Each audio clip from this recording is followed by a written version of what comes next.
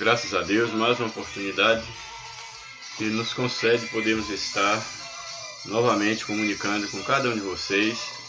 E dessa feita nós estaremos traçando o comentário da lição de número 8, de 19 de novembro de 2017. A lição de hoje tem como título Salvação e Livre-Arbítrio. Nós vimos durante algumas lições passadas, estávamos falando sobre a salvação como um ato soberano de Deus. Nós já traçamos alguns comentários no sentido de como é operada essa salvação, se é apenas um ato soberano de Deus, através do qual ele escolhe algumas pessoas para a salvação, ou sendo um ato soberano de Deus, mas que ao mesmo tempo ele dá ao homem a oportunidade de escolha, ou seja, não sendo um determinismo divino. E a lição de hoje vem exatamente trazer esses dois lados da questão, mostrando a salvação como um ato de Deus, mas ao mesmo tempo fazendo uma contraposição ou fazendo um link com a questão do livre-arbítrio. Então nós estaremos exatamente estudando a salvação e o livre-arbítrio. É comum entre todos os estudiosos que a salvação é um ato divino. Somente Deus ele tem o poder de salvar o homem através do sacrifício do seu Filho Jesus Cristo. Mas o grande ponto aí de discussão é exatamente se essa salvação, ou se para essa salvação é uma participação humana, no aspecto do homem querer abrir-se para esta obra redentora. Então, se tratando aqui do tema da lição, especificamente, o título da lição, nós já falamos que salvação, para que haja salvação, essa palavra não faz sentido, o termo, a expressão salvação, se não estiver ligado diretamente à ideia da perdição. Por quê? Porque só se pode salvar aquilo que se encontra perdido. E nós sabemos que os homens eles distanciaram de Deus, todos os homens se encontram ou se encontravam afastados de Deus através dos nossos primeiros pais, do pecado dos nossos primeiros pais. Então, nesse sentido, todo homem estava perdido, e aí em Cristo esse homem busca a salvação. Então, a salvação é uma realidade, todos carecem da salvação, uma vez que todos estavam perdidos, afastados de Deus. E o livre-arbítrio?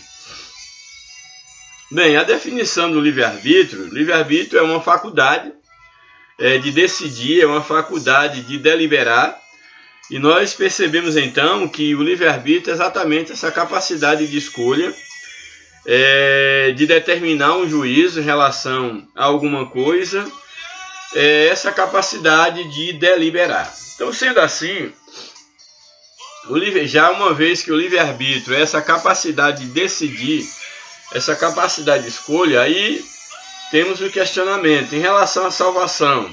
Compete ao homem decidir ou querer ou arbitrar quanto à possibilidade de ser ou não ser salvo, mesmo sendo a salvação um ato soberano de Deus.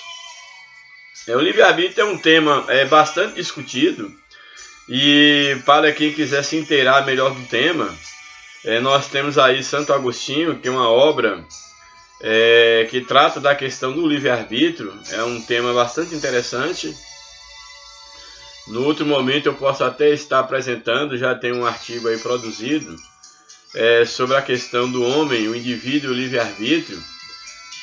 Um artigo publicado aí nas redes sociais, mas no outro momento eu quero estar aqui também aproveitando esse espaço para estar apresentando alguns artigos que eu tenho publicados, artigos com vários temas filosóficos, mas o que eu chamo a atenção é exatamente para a expressão livre-arbítrio. Então, aqueles que quiserem se inteirar do tema, tem aí obras vastas que trata, que versa sobre esse tema muito importante para a discussão teológica. Então, nós temos aqui de uma maneira sintética que livre-arbítrio, no arbítrio, arbitrar, deliberar, decidir, manifestar um juízo sobre alguma coisa. E aqui nós temos a expressão livre-arbítrio, ou seja, a liberdade de arbitrar. Então o homem teria esse livre-arbítrio, teria essa liberdade de arbitrar no sentido da salvação, é esse o tema da nossa lição, a salvação e o livre-arbítrio. Bem, o nosso texto áureo nos apresenta o seguinte, está em Salmo 25, verso 12, que nos diz o seguinte: qual é o homem que teme ao Senhor? Ele o ensinará no caminho que deve andar. É interessante aqui nós observarmos que aqui faz uma pergunta sobre qual é o homem que teme ao Senhor, e essa pergunta ela está carregada no sentido de que esse homem que teme ao Senhor é exatamente o homem que voltou-se para Deus, o homem que está no caminho da salvação, aquele homem que foi alcançado por Cristo. E nos chama a atenção a segunda parte desse texto, porque ele apresenta, que o texto apresenta um questionamento, qual é o homem que teme ao Senhor? E ao mesmo tempo é como se o texto está perguntando, qual o relacionamento desse homem que teme ao Senhor? Qual é o seu relacionamento com Deus? Como é que ele se comporta? Como é que ele é instruído no caminho da salvação? E aí o texto, ele nos responde a esse questionamento, nos leva à reflexão, quando nos diz, ele quem? O Senhor o ensinará no caminho que deve escolher. É interessante esse texto, porque como eu falei, a primeira parte nos fala sobre o homem que teme ao Senhor, o homem que serve ao Senhor, o candidato para servir ao Senhor, e nos diz que o Senhor o ensinará no caminho que deve escolher. Daqui nos apresenta que o homem que teme ao Senhor, ele é ensinado por Deus no caminho. O Senhor não aponta o caminho para ele, mas o Senhor, como sendo o próprio caminho, ensina o homem no caminho. Há uma diferença muito grande entre ensinar o homem o caminho e ensinar o homem no caminho. Então aqui o texto nos apresenta que aquele homem que teme ao Senhor, o Senhor o ensinará no caminho que deve andar. A ideia aqui do deve andar leva-nos à reflexão que necessariamente esse homem vai andar nesse caminho. Há um caminho, o caminho da salvação, que o homem deve andar por ele. Deve. Agora, se ele vai andar, é uma outra questão. Agora, o que me chama a atenção é que diz que o Senhor ensinará este homem no caminho que ele deve andar. Se ele deve andar, tem a responsabilidade para esse homem escolher andar ou não. Então aqui nós temos a participação do homem no sentido de escolher andar ou não nesse caminho. Porém é importante nós observarmos que uma vez que o homem toma a decisão, faz a escolha de andar nesse caminho, a Bíblia nos apresenta que Jesus ele é o caminho. Então Jesus se apresenta como o caminho. O homem ele tem a liberdade, ele tem o arbítrio de querer ou não escolher esse caminho. Porém, como a salvação é um ato soberano de Deus, só Deus salva em Cristo Jesus, uma vez que o homem decide, ele escolhe andar em Cristo, andar no caminho, a Bíblia nos apresenta que o Senhor ensinará esse homem a andar nele. Que é isso que o texto está colocando. Ele o ensinará no caminho que deve escolher. Ou seja, a ideia do deve escolher, aqui apesar de estar posterior ao ato de ensinar, porém, nós temos que fazer esse ir e vir no texto, porque é o seguinte, olha, se o Senhor ensina o homem no caminho que deve andar, para que ele seja ensinado, é necessário que ele esteja no caminho, que ele escolha esse caminho como aquele que ele quer andar. Entende? Então o texto está dizendo o quê? Que ele, o Senhor, o ensinará no futuro, no caminho em que ele deve andar. Só que para que ele seja ensinado nesse caminho que deve andar, ele tem que tomar a decisão de escolher este caminho. E esse caminho é Jesus Cristo. Então o que o texto está dizendo é exatamente isso. Compete ao homem escolher o caminho que ele deve andar. Deus o auxilia, o chama, e ele pode dar ouvido ou não à voz de Deus quanto andar nesse caminho. E uma vez ele escolhendo o caminho que deve andar, nesse caminho ele é ensinado pelo Senhor, uma vez que a salvação é uma obra soberana de Deus, ou seja, uma obra que somente Deus pode operar. Então o ato de ensinar o homem no caminho é exatamente fazer com que o homem desenvolva na sua vida, uma vez que ele decidiu andar nesse caminho, que ele desenvolva na sua vida as credenciais, aquilo que o habilita para poder continuar andando no caminho e naturalmente tomar posse da vida eterna. Então é nesse aspecto que eu entendo esse texto. Vou reler o versículo. Qual é o homem que teme ao Senhor? Aqui o salmista faz uma pergunta. Aí ele vai e responde essa pergunta dizendo o seguinte: a esse homem que teme ao Senhor é aquele que é ensinado no caminho que deve andar, ou seja, no caminho que ele escolheu, que é o próprio Senhor.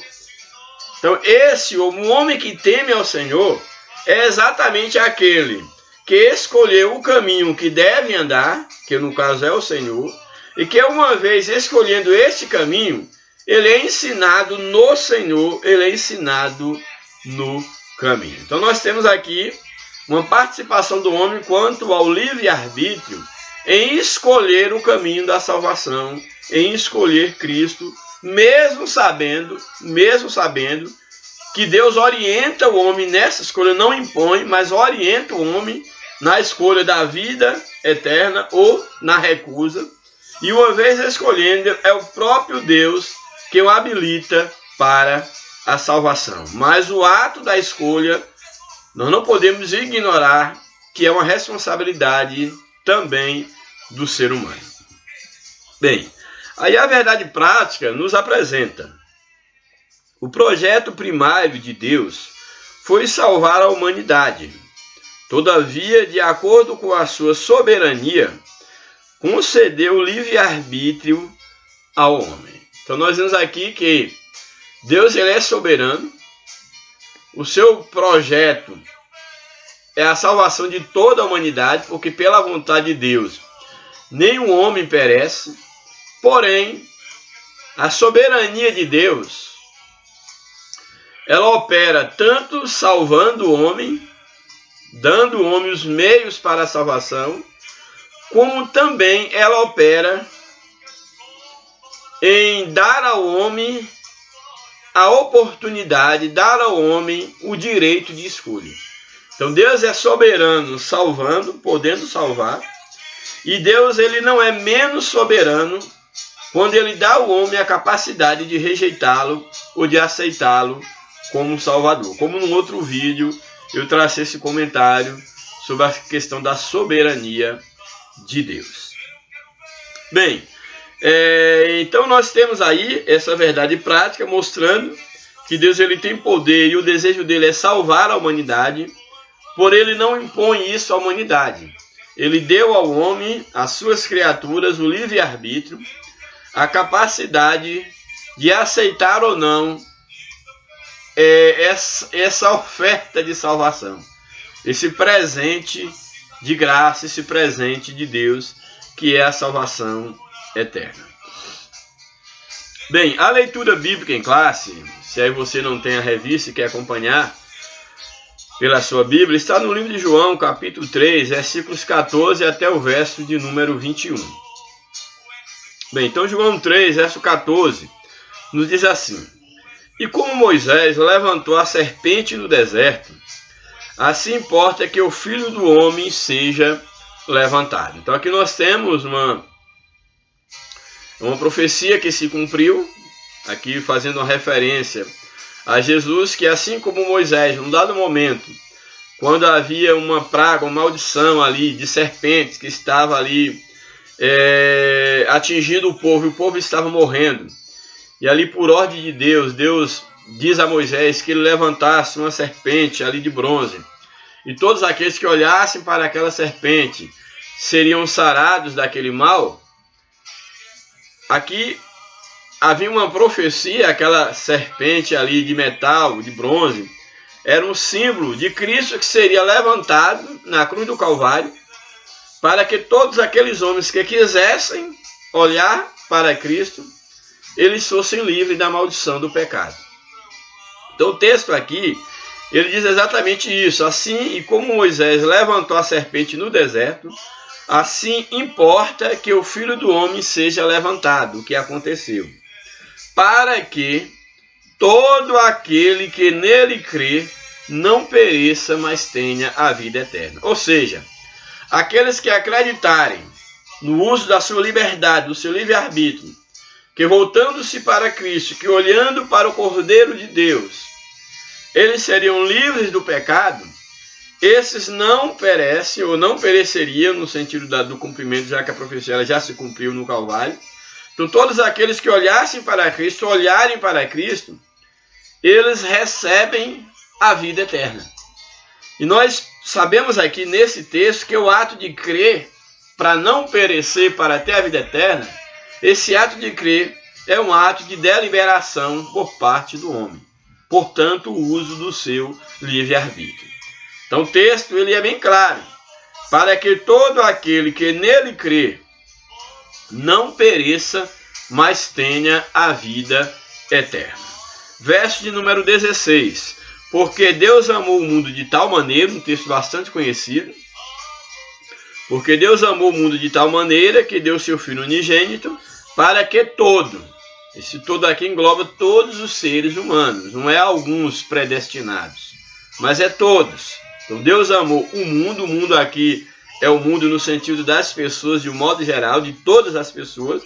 Então Deus amou o mundo de tal maneira que deu o seu Filho único, para que todos aqueles que pertencem ao mundo, para que todo aquele que nele crê, a ideia do crer, um ato voluntário, ninguém obriga ninguém a crer em nada, para que todo aquele que nele crê não pereça, ou seja, não se perca, não venha se perder, melhor dizendo, mas tenha a vida eterna.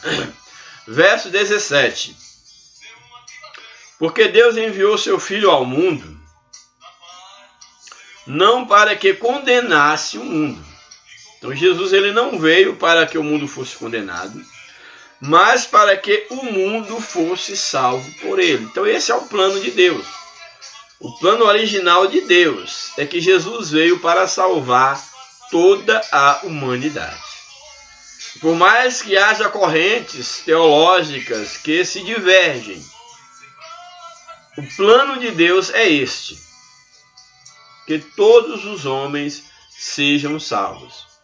Não há aqui a exclusão de uma classe, não há aqui uma exclusão de um grupo. A salvação, à luz da Bíblia, a despeito das correntes teológicas, à luz de uma exegese radical, o que a Bíblia está dizendo é que Deus amou o mundo, amou as pessoas, todos indistintamente, para que todos pudessem ser salvos. Esse é o plano original de Deus, essa é a vontade de Deus para toda a humanidade. Para que todo aquele que nele crer não pereça, mas tenha vida eterna, porque Deus enviou seu Filho ao mundo, não para condenar o mundo, mas para que o mundo fosse salvo por ele. Verso de número 18. Quem crer nele, em Jesus, no sacrifício de Cristo, quem crer nele não é condenado. Então aqui nós temos uma condição, uma condicional para que o homem seja salvo ou não. Se o homem crer, ele não será condenado. Quem crer nele não é condenado. Mas, porém, aqui uma adversativa, quem não crê já está condenado. Ou seja, a ideia da salvação e da perdição está condicionada ao ato de crer ou não crer no sacrifício de Cristo. Então, o homem que ele quiser aceitar o sacrifício de Cristo e que ele crê no sacrifício, e é importante observar que é crer como diz as Escrituras. O crer na Bíblia aqui não é meramente dizer eu creio que Jesus morreu. É crer no sentido de se curvar, de se deixar ser alcançado, ser dominado, ser trabalhado por Cristo. Então é crer nesse aspecto. É deixar ser vencido. É deixar ser transformado, santificado pela obra de Cristo através do Espírito Santo. Então, aquele que crê, aquele que se entrega a Cristo, ele é salvo. E aquele que rejeita o único meio para a salvação, que é Cristo, que é a obra de Cristo, ele já está condenado, porque não há um outro meio de salvação a não ser através de Jesus Cristo. Então, a ideia do já está condenado não é que Deus lavrou a sentença já de antemão. É pelo fato de o indivíduo, de a pessoa ter rejeitado o único meio de salvação, que é através de Jesus Cristo. Então, quem crer nele não é condenado, mas quem não crê já está condenado. Por que já está condenado? Porquanto não crê no nome do unigênito Filho de Deus, ou seja, do único capaz de salvá-lo. Verso 19. E a condenação é esta, ou seja, por que essas pessoas serão condenadas? Aqui, quando a expressão diz e a condenação é essa, aí numa leitura precipitada, dá a entender que vai dizer qual é a condenação. Mas na verdade a condenação já foi dito, que não aceitou, vai estar afastado de Deus. Não vai estar ao lado de Cristo, não vai ter a vida eterna. Como o texto aí do verso 16 diz que aquele que nele crê não vai perecer, mas tem a vida eterna. Qual é a condenação? Não tomar posse da vida eterna. Então, quando o texto nos apresenta e a condenação é esta, na verdade, não vai estar apresentando qual é a condenação, que a condenação é a perda da vida eterna, mas vai apresentar exatamente os motivos pelos quais, ou o motivo pelo qual o homem não tomou posse da vida eterna, ele foi condenado. Na verdade, quando a expressão diz e a condenação é esta, não é apresentar qual é a condenação, mas a causa da condenação. E a condenação é estar afastado de Deus eternamente. Então, a condenação é esta, a causa da condenação é essa. Qual é a causa? Que a luz veio ao mundo. Então veio a salvação, que é Cristo, a luz veio ao mundo. Porém, os homens amaram mais as trevas do que a luz. Então, essa é a causa da condenação. A luz veio ao mundo, só que o homem não amou a luz. O homem amou mais as trevas do que a luz, porque as suas obras eram más. Então mostra o quê? Que a causa da condenação é o homem ter feito uma má escolha no uso do seu livre-arbítrio. Ele fez uma má escolha, estava diante dele a luz e as trevas, a salvação e a perdição. Porém o homem, ele por ser mau e não deixasse ou não querer ser vencido pelo bem, o homem então ele escolhe amar mais as trevas do que a luz. Mesmo porque, mesmo ele sendo mau, a luz veio para brilhar nas trevas. E o homem preferiu, entre a luz e as trevas, o homem preferiu aqueles que perecem, preferem ignorar a luz, se é que isso é possível, rejeitar a luz e abraçar as trevas, que é isso que o texto está dizendo. E a condenação é essa, que a luz veio ao mundo E os homens amaram mais as trevas do que a luz, porque as suas obras eram más. Ou seja, as obras dos homens eram más. Aí nós vamos para o verso 20, que nos apresenta o seguinte: porque todo aquele que faz o mal aborrece a luz, a verdade, e não vem para a luz, para que as suas obras não sejam reprovadas. Então aqui está colocando para nós que aqueles que têm uma vida de pecado, eles não vêm para a luz, porque eles sabem que na luz as suas obras serão manifestas. A máscara será retirada. Agora é interessante nós observarmos que a ideia de não querer vir para a luz, porque sabe que na luz as trevas vão ter que ser dissipadas e a máscara vai ter que ser retirada, isso mostra um ato de consciência de que há uma luz, de que há um meio de ser liberto das trevas. Porém, no uso do livre-arbítrio, o homem ele pode escolher permanecer nas trevas ou vir para a luz, para que as suas obras sejam manifestas e ele receba a libertação das trevas do pecado. Porque, como diz o texto, a luz de Cristo, as obras das trevas, elas são reprovadas. Então, se o homem ele tem consciência de que ele, ao voltar para Cristo, as suas obras más serão reprovadas. Porém, Deus não o obriga a voltar-se para a luz. Ele tem a liberdade de querer permanecer nas trevas ou voltar-se para a luz, porém na condição de que as suas obras serão manifestas e ele terá que abandonar todas as suas obras, uma vez que elas serão reprovadas à luz da santidade divina. Verso 21. Mas quem pratica a verdade, aquele que escolheu o caminho, que foi ensinado no caminho, como nós lemos no momento a princípio, mas quem pratica a verdade vem para a luz, a fim de que as suas obras sejam manifestas, porque são feitas em Deus.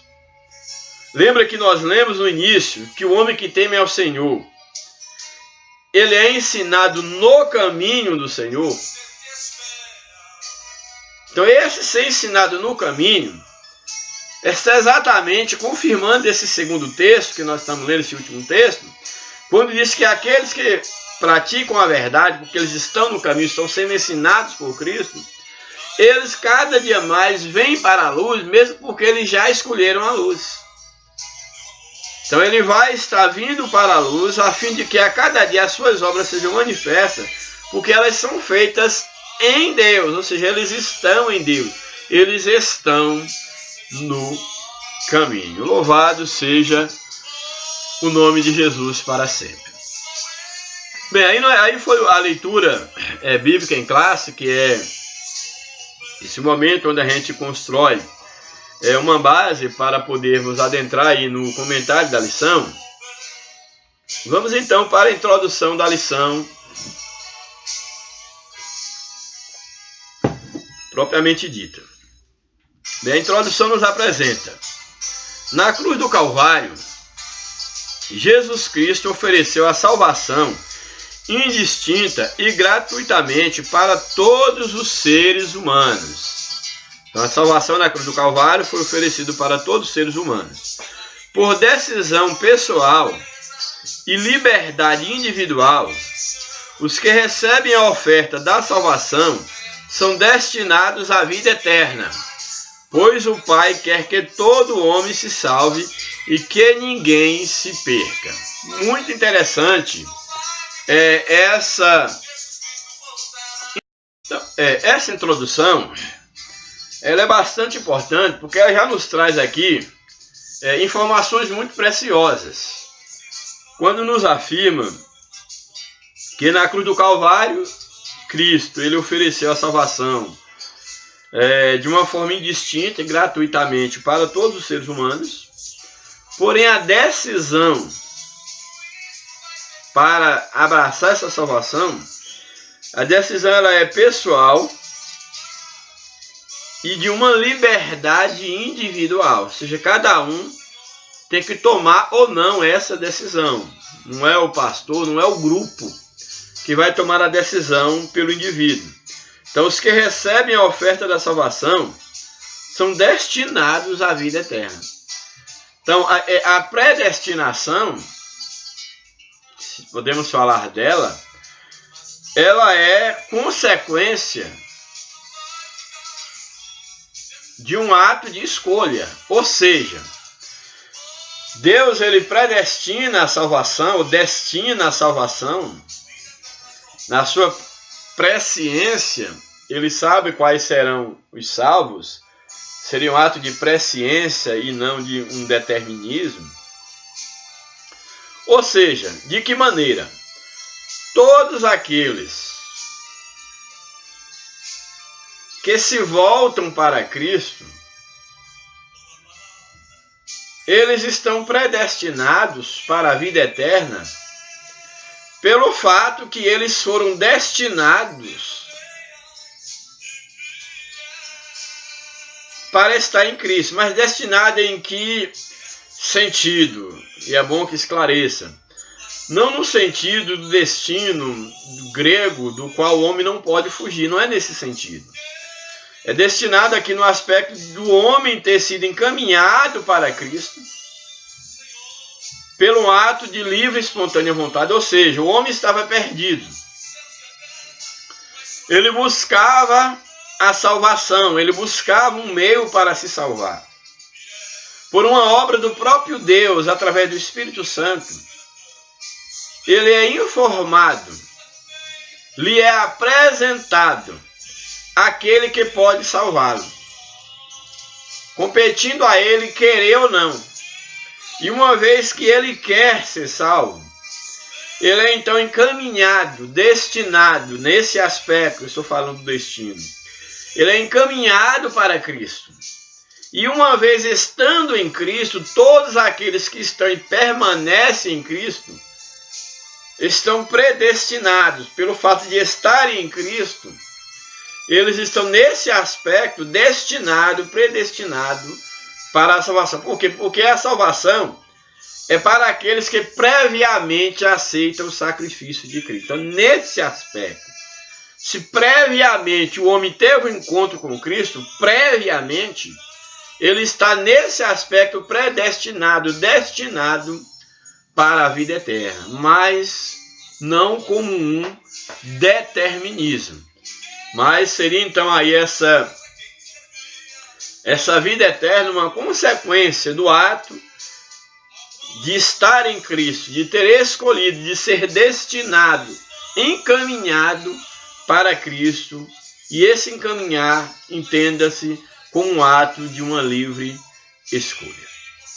Louvado seja o nome de Jesus. Bem, o primeiro tópico da lição nos apresenta a eleição bíblica é segundo a presciência divina, é aquilo que já falei. A eleição de Israel é o primeiro subtópico. A eleição no Antigo Testamento tem um significado mais específico que no Novo Testamento. Exemplo disso é o chamado de Abraão e sua descendência, que mais tarde formaria a nação de Israel. Deus chamou o patriarca e lhe fez promessas. Então Deus chama Abraão, sai da tua terra, do meio da sua parentela, para um lugar, uma terra que eu te hei de mostrar. Então nós temos aqui Deus escolhendo Abraão, elegendo, podemos dizer assim, Abraão para ser o pai da nação de Israel, através da qual Deus, o mundo todo conheceria Deus através da nação de Israel. Então nós temos aqui então Deus, ele chamou a Abraão. Porém interessante, o comentarista vai nos colocar aqui, que Abraão, competir a Abraão, ouvir ou não a voz de Deus. Se Abraão ele não quisesse ouvir o chamado de Deus, creio plenamente que Deus não iria pegar Abraão à força e tirar da casa do seu pai e do meio da sua parentela. Então o ato da parte divina foi chamar Abraão. É claro que na sua presciência, Deus sabia o que Abraão faria desse chamado. Se Abraão responderia positivo ou não ao chamado de Deus. Porém, competir a Abraão no momento da chamada é escolher ou não obedecer à voz de Deus. Então nós temos então que Deus, ele chama o patriarca, está no livro de Gênesis, no capítulo 12, primeiro verso a seguir, o chamado de Deus a Abraão, que até então era Abrão. Então nós temos que Deus então chamou o patriarca e lhe fez promessas. Livre, o comentarista aqui coloca para nós, muito bem acertado, livre e espontaneamente o amigo de Deus, Abraão, respondeu positivamente ao chamado. Então Abraão, de uma forma livre, espontânea, ele respondeu positivamente ao chamado de Deus, mas ele poderia também dizer não. Entretanto, diante dele, havia a possibilidade de não atender a essa convocação. Nesse sentido, é importante ressaltar que a eleição de Israel é específica e pontual. Havia um propósito específico de Deus, é alcançar o mundo através da nação de Israel. Isso não é algo específico para a nação de Israel, é algo muito pontual. Mas mesmo assim sendo algo específico, pontual, nós temos aqui a participação do chamado aqui de Abraão em responder positivamente ou não a este chamado. Deus tinha um propósito de enviar o Salvador ao mundo por intermédio da nação judaica. Por ser pontual, específica e coletiva, a eleição de Israel não pode ser usada como base para fundamentar a salvação individual do crente, nem mesmo dos judeus, no sentido de Deus declarar uns para a vida eterna e outros para a danação. Então não pode tomar aí o chamado da nação de Israel como sendo uma espécie de um determinismo, de uma predestinação, mesmo porque, à luz de um contexto maior na Bíblia, nós sabemos que Deus ele queria e ele revelou à humanidade através da nação de Israel. Então Israel seria um canal, meio, a nação escolhida, através da qual Deus se revelaria e se revelou ao mundo, através de Jesus Cristo, que era judeu. No caso, um israelita. Então nós temos aqui exatamente que esse era um propósito específico de Deus para se manifestar à humanidade, mas que não tem nada a ver com essa questão dessa predestinação, dessa escolha de um em detrimento do outro. Mesmo porque Deus, Jesus, ele veio para todos. Então nós temos exatamente isso colocado pelo comentarista de uma maneira muito bem clara, entendeu? Mesmo porque o próprio judeu, ele precisa aceitar o sacrifício de Cristo para a vida eterna. Além do mais, por meio do livre-arbítrio que Deus deu a Israel, a nação chegou a perder algumas bênçãos prometidas, porque se rebelou contra o Senhor e desobedeceu a sua ordem. Então nós temos aqui que a própria nação de Israel, a nação eleita, escolhida por Deus para, por meio dela, o mundo, Cristo ser apresentado ao mundo, ela no uso do livre-arbítrio, ela em vários momentos ela pecou contra Deus e perdeu muita coisa, muitas bênçãos prometidas, exatamente porque eram bênçãos condicionadas ao seu arbítrio, à sua obediência ou não. A esse ato de deliberar, de fazer, de decidir, de escolher obedecer a Deus ou não. Isso é uma prova mostrando que não há aqui a ideia de um determinismo.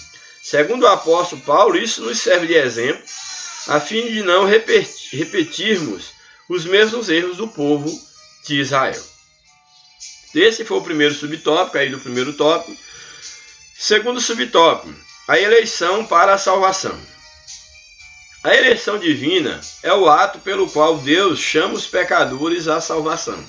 Então, eleitos para a salvação. Todos aqueles que estão em Cristo, como já falei, e que permanecerem em Cristo, eles estão eleitos para a salvação. Então, a eleição do cristão, ela é condicionada ao ato de estar em Cristo. Então, ou seja, ninguém corre o risco de ser rejeitado por Deus se estiver em Cristo. Agora, isso é muito importante nós estarmos apercebidos, porque Jesus, eu sempre costumo dizer isto, Jesus, ele é a porta, ele é o caminho e ele é o final da nossa jornada. Então, na vida secular, por exemplo, quando alguém concorre a um cargo eletivo, ele entra aí na briga pelo poder,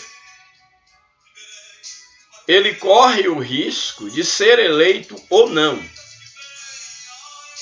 Vai depender de como essa pessoa conseguiu chegar à mente das pessoas, conquistar os votos, e muitas das vezes até enganando, ou na maioria das vezes, para que ele chegue ao poder, mas ele pode sofrer uma decepção muito grande.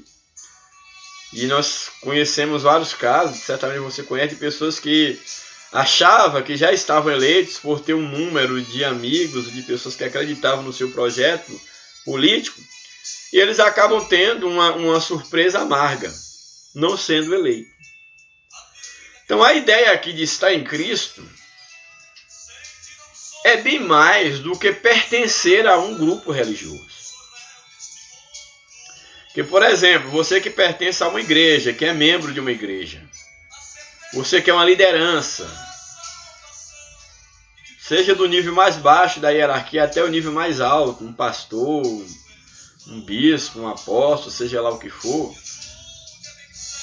mesmo porque essas nomenclaturas em si elas não têm nenhum valor enquanto ofício humano, porque o ministério é um chamado, o ministério é uma vocação, não é um título conferido pelo homem. Mas você pode correr o risco de ser rejeitado, de não ser eleito por Deus, mesmo já tendo sido eleito por uma religião, por um homem, ou até ocupar um posto na religião a qual você faz parte. Porém, interessante é que o que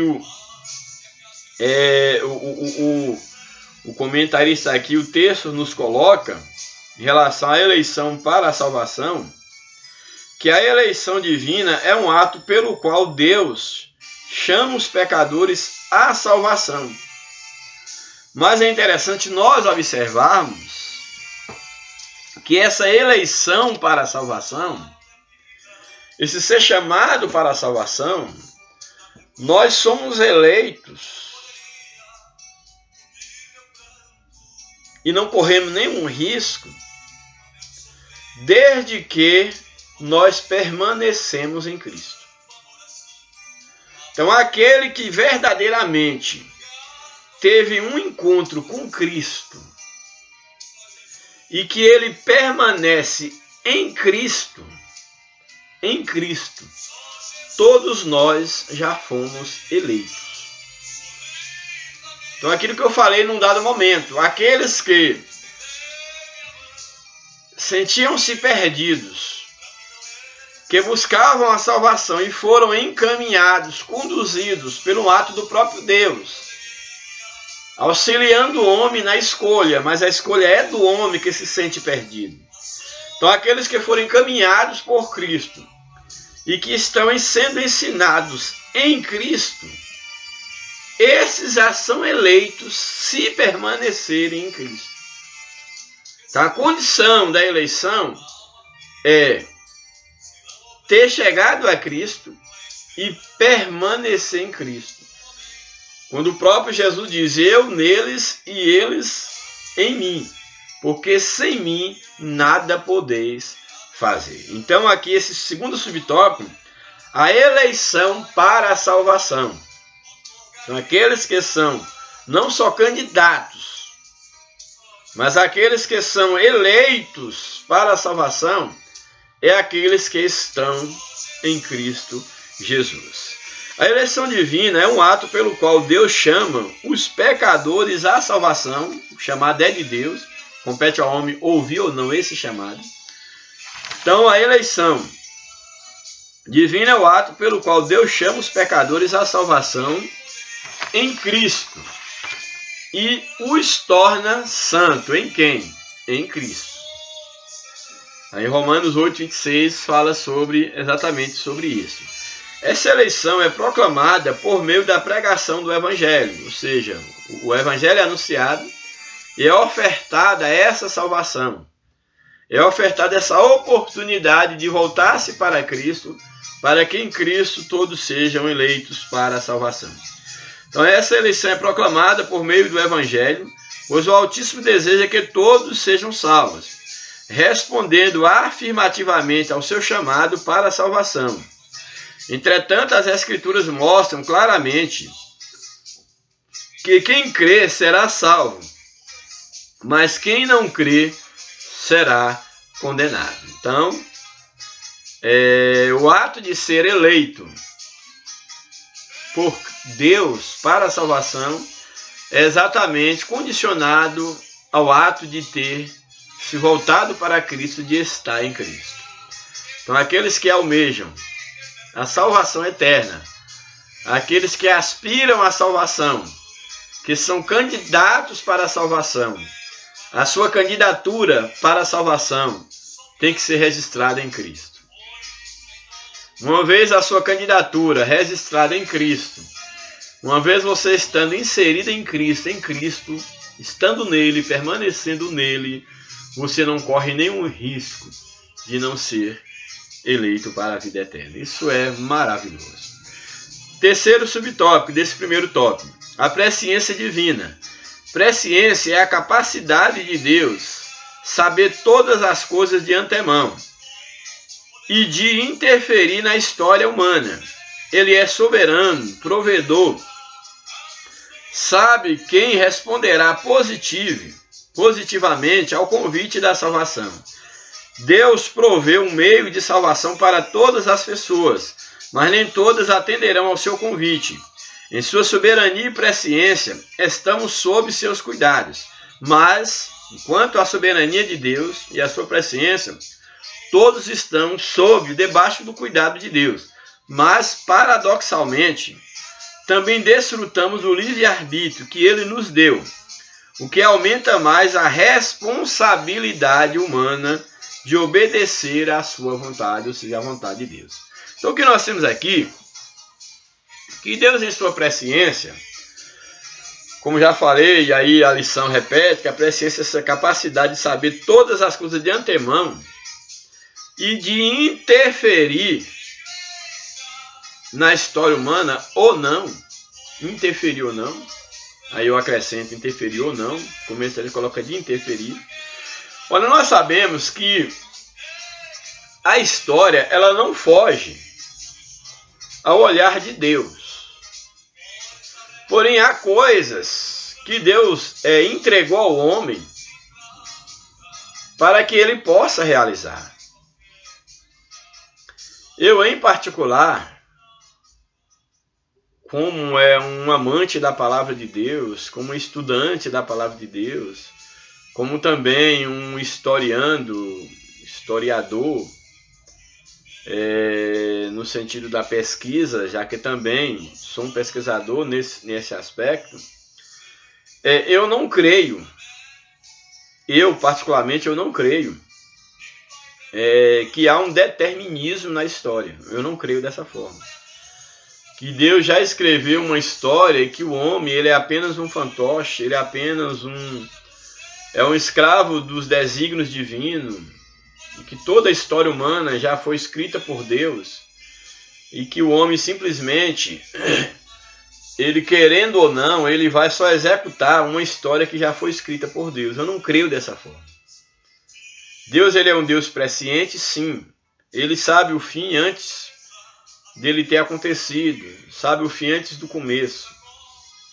Começo e fim para Deus é tudo a mesma coisa. Mas eu não creio que Deus ele esteja manipulando a história. Quando eu digo a história de um modo geral, e inclusive a história da salvação do homem. Eu não creio que haja uma manipulação da parte de Deus. O que eu creio é que Deus, na sua presciência, Deus no seu poder soberano, como um Deus justo e como um Deus também amoroso.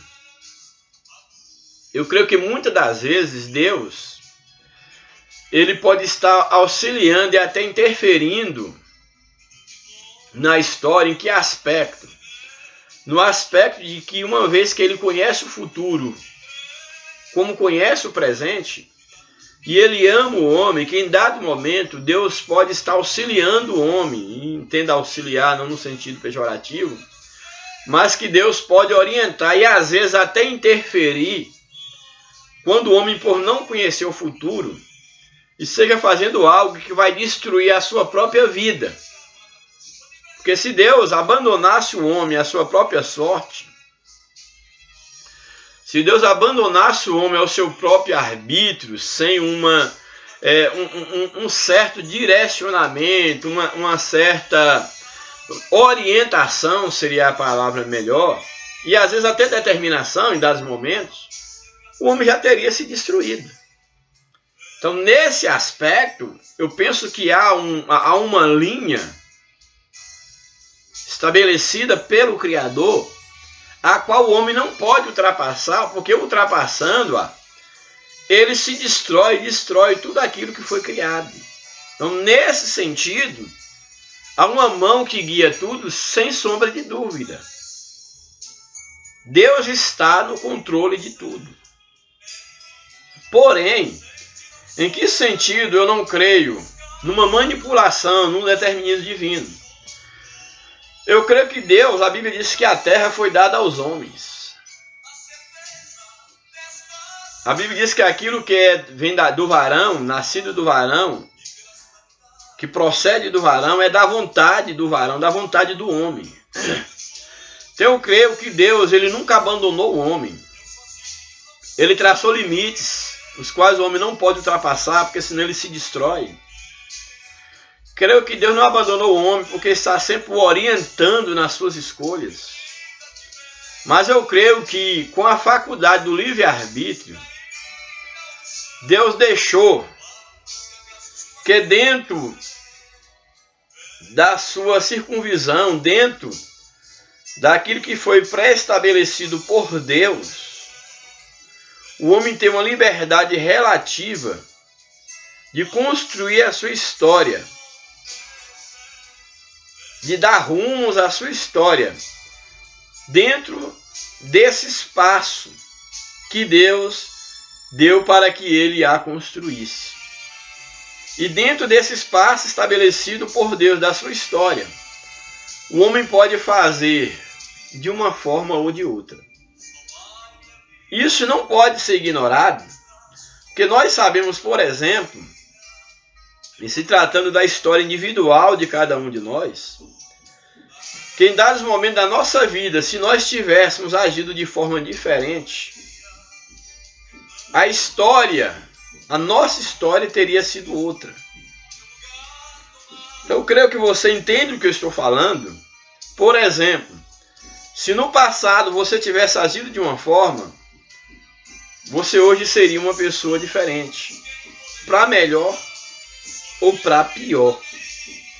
Então, nesse aspecto, eu creio que o homem ele constrói a sua história.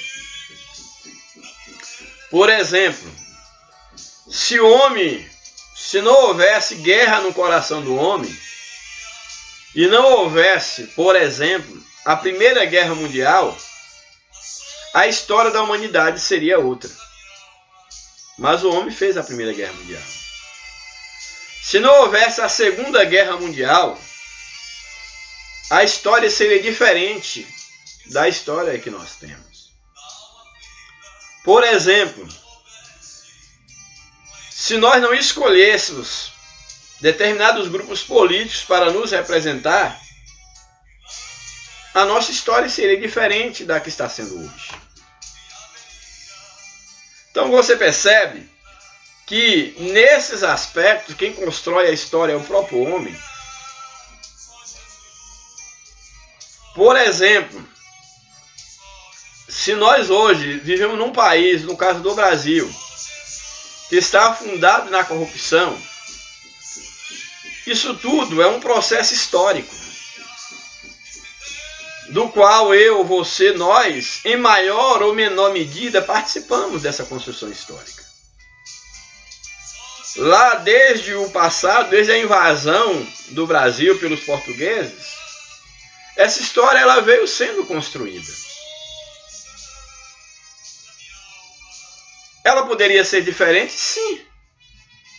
Se fôssemos colonizados pelos ingleses, por exemplo, a nossa história seria diferente? Sim. Se voltássemos em tal político com outras tendências ideológicas, nossa história poderia ser diferente? Sim. Ou para pior, ou para melhor.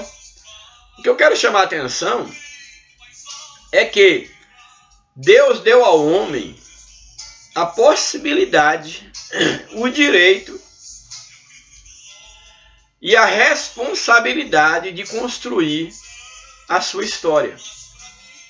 E Deus ele está no controle do homem não ultrapassar os limites estabelecidos por ele, e no sentido de Deus orientá-lo, e em dado momento até interferir, quando percebe que mesmo dentro daquilo que o homem tem que determinar, o homem tem que fazer, ele está mal orientado. Então, por amor, por um ato soberano e de amor, e até de justiça, Deus ele pode e ele interfere. E graças a Deus que Deus interfere na história. Porém, essa interferência de Deus na história, dentro daquilo que ele estabeleceu para o homem, não quer dizer que seja um determinismo. Que estejamos aqui, eu sou mal porque a história foi escrita para que eu fosse mal. Ou eu estou agindo assim porque já há um determinismo que eu tenho que ser desse jeito. Que aí seríamos autômatos. Não seríamos indivíduos capazes de amar e de odiar. Então, nesse aspecto, nós temos que admitir que, de fato, não há um determinismo.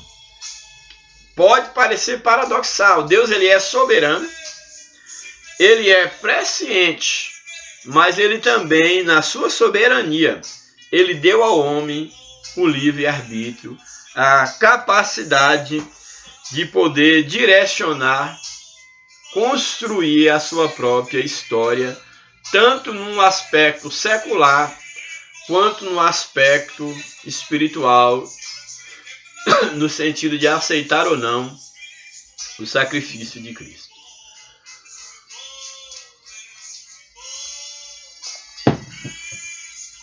Bem, vamos para o tópico 2 da nossa lição. Armínio e o livre-arbítrio. Aqui nós temos aqui uma breve chamada, um breve histórico sobre Armínio, que é exatamente aí o pai do arminianismo, dessa tendência ou corrente teológica que defende a existência do livre-arbítrio, que defende a participação do homem na salvação no sentido de aceitar ou não o sacrifício de Cristo. Então é claro que para alguém ser arminianista, não precisa conhecer dessa teoria, mesmo porque essa é uma teoria formulada posteriormente. Essa teoria ela surge a partir da maneira como manifesta algumas pessoas. Armínio manifestou de uma forma, e outros, bem antes de Armínio, se manifestava também dessa forma. E muitos em toda parte do mundo podem se manifestar como um arminianista ou como um calvinista, mesmo não conhecendo nada dessa teoria. Então é bem interessante nós observarmos para não estarmos presos a uma corrente teológica ou a uma ideologia Porque isso é muito perigoso quando alguém lê uma ideologia, lê uma corrente, não. A partir de hoje, então agora eu vou ser arminianista, agora eu vou ser calvinista. Não, isso é ridículo. Eu penso que as convicções, elas são construídas ao longo da vida, da experiência com o outro e da experiência com Deus e com a sua palavra. E as nossas convicções devem ser resultados de uma vivência. Uma vivência social, uma vivência com o outro, uma vivência com Deus. E não estamos lendo uma cartilha. Que eu percebo com tristeza que alguns teólogos e alguns aspirantes à teologia seguem uma corrente teológica como uma religião, para seguir à risca. Eu nunca nunca me afeiçoei a isso. Como um estudante de teologia, como um amante de teologia, um estudante de filosofia, um amante de filosofia, eu nunca fui partidário, no caso, meus estudos no campo da teologia, apesar que sempre estudei a Bíblia, sempre fui um amante, mas no sentido mais sistemático, ainda são recentes, mas como já tem algum tempo aí iniciado nos estudos filosóficos, já há alguns anos, aí para no mínimo aí uma meia década de estudos filosóficos, eu nunca fui adepto de filósofo nenhum. Estudo a todos aqueles que tenham condição de estudar, mas não sou religiosamente seguidor de nenhum filósofo. Admiro as ideias de Descartes, de Heidegger, de Kant, de Platão, de Aristóteles, todos os filósofos, entendeu? Mas não sou religiosamente seguidor de nenhum. Se forem perguntar, você é kantiano, você é cartesiano, heideggeriano? Eu não. Eu sou Zacarias, um estudante de filosofia, um amante da filosofia, mas eu me preocupo muito em estar seguindo uma ideologia ou uma corrente filosófica de uma maneira cega, como se não. Eu determinei agora que sou um fenomenólogo e aí eu tenho que seguir à risca isso aqui. Não. Simplesmente eu penso que o pensador, o estudioso, o pesquisador, ele deve ler de tudo e, se possível, produzir mais e ler menos. Não que ele não tenha que ler, mas é uma outra discussão, inclusive, é uma discussão bem interessante essa questão do valor da leitura, que é imprescindível a leitura, mas também o bom pensador, ele não deve apenas ler, ele deve também produzir, porque à medida que ele produz, ele está construindo também um conhecimento. É claro que ninguém constrói nada do nada, mas é muito interessante nós observarmos isso, que devemos ler de tudo, e ler o máximo que for possível, sim. Porém, eu tenho uma afeição, uma consideração maior, não só por aqueles que são grandes leitores, mas por aqueles que também escrevem, ou principalmente escrevem. Que em dados momentos, não estou desmerecendo a leitura, mas em dados momentos a leitura ela pode servir de uma muleta. E alguém às vezes ficar só acostumado a andar com as pernas dos outros. Então é necessário que você leia o suficiente e que produza o máximo. Que pense, que reflita, que escreva o máximo, para que dessa feita você esteja se posicionando diante das várias tendências filosóficas ou teológicas. Mas essa é uma outra discussão. No outro momento eu posso trazer até aqui, tem um filósofo que discute sobre isso. E é bem interessante as ideias em relação à questão do valor da escrita e o valor da leitura, mas as duas são importantes. Mas vamos voltar ao texto. Então, como eu estava falando, então deve-se ter muito cuidado quando se torna um adepto de uma corrente teológica ou de uma corrente filosófica. Então, como nós estamos tratando de teologia, então é muito perigoso quando alguém pega a cartilha do arminianismo e diz: a partir de hoje eu vou ser arminianista, e segue. Ou não, a partir de hoje eu sou calvinista. Isso é muito perigoso, porque você está fechando toda a possibilidade para a reflexão, para a crítica, para o questionamento radical. Eu diria o quê? Eu posso ser enquadrado como arminianismo, mas não porque eu li a cartilha do arminianismo e falei, a partir de hoje eu vou ser arminianismo. Não. Bem antes de saber, nem sequer eu sabia o que existia o arminianismo, as minhas convicções, a maneira de me aproximar aos textos bíblicos, de me posicionar, de me convencer,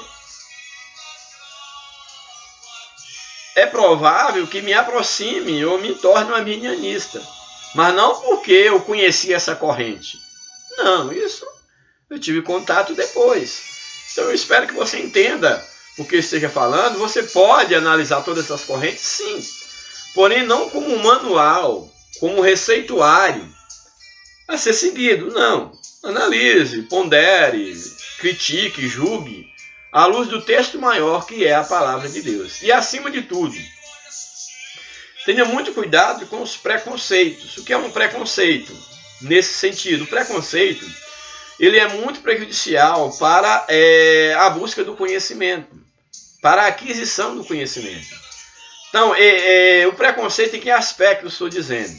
É quando você partir para qualquer texto, já com um conceito, um preconceito do que você deve encontrar no texto, ou do que o texto deve te apresentar, isso fecha a porta para o conhecimento. Por quê? Porque se você já tem umas ideias formadas sobre algo, tudo aquilo que você lê, você vai buscar para que venha confirmar aquilo que você acredita. E isso é nocivo ao conhecimento. Então, mesmo eu acreditando em algo, quando nós tivermos que ler qualquer tema, qualquer assunto, mesmo já tendo uma ideia formada, mesmo já tendo um pensamento pré-estabelecido, procure ao máximo se desvencilhar dessa ideia e se mergulhar no texto, se mergulhar no pensamento e deixar que o texto em si, ele fale. Porque talvez, quem saiba, ao texto falar por si só, ao você buscar o texto pelo texto, você pode ser surpreendido e perceber que suas convicções, elas não são tão convictas assim. Elas não têm tanta firmeza assim. Elas não deveriam ser tão totalizantes. E você pode mudar as suas convicções. Porque convicções são importantes, sim. Um homem sem convicção é um homem sem identidade. Porém, uma convicção que ela não se abre ao questionamento, ela é muito perigosa. Nós sabemos que aí as grandes misérias que são praticadas no mundo são por pessoas de convicções inabaláveis. Então, pessoas que têm convicções que nunca são repassadas, nunca são colocadas em suspenso para serem avaliadas, são pessoas perigosas.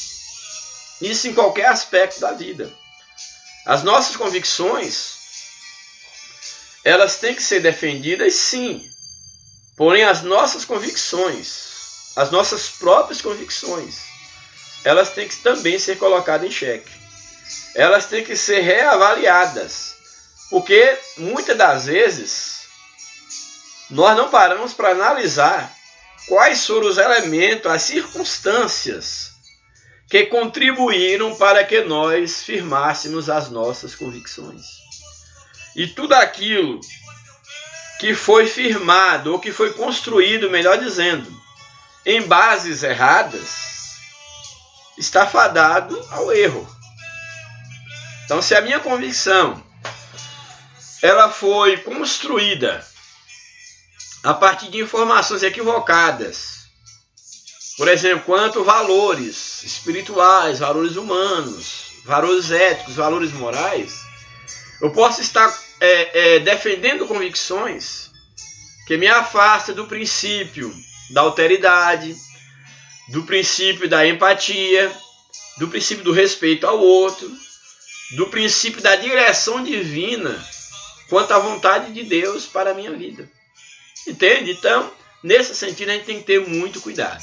Abrir esse parênteses que eu acho que vale a pena. Então, voltando aí ao ponto 2, arminianismo e o livre-arbítrio. Vamos ver essa corrente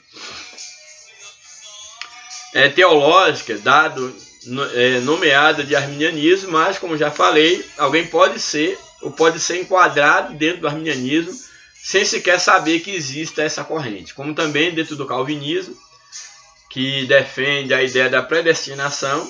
Alguém pode ser um calvinista mesmo sem saber que exista essa corrente. Bem, então vamos ver aí. Arminianismo e o livre-arbítrio, é o tópico 2. Primeiro subtópico, breve histórico de Jacó Armínio, que é, no caso, aí, o pai do arminianismo. Então, um breve histórico de Jacó Armínio. Jacó Armínio, 1560, 1609. Nasceu na Holanda, então era um holandês, no caso Armínio, nasceu na Holanda. Ele foi um pastor de uma igreja em Amsterdã. Armínio foi um pastor de uma igreja em Amsterdã.